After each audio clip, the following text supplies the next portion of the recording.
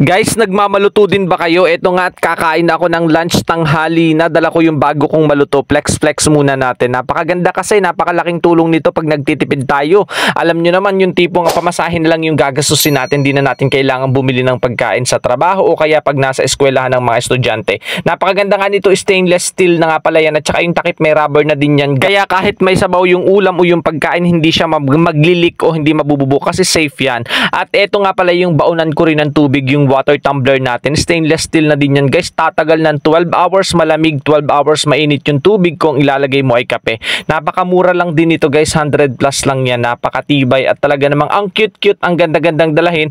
At saka guys, yung takip nito ha, pwede siyang baso kapag manghingi ka ng kape o kaya ay ng soft drinks sa kasama mo. Pwede mo siyang gamitin, di ba? So kung ayaw mo naman tunggain yung tubig sa baunan, pwedeng gamitin mo yung baso. Parang huhugasan mo na lang yung baso pag nasa bahay. So kung gusto nyo guys ang mga bagay na to, check out nyo na, available yan dyan sa Yellow Basket natin. Sobrang mura, ang laki ng matitipid ninyo dito, promise.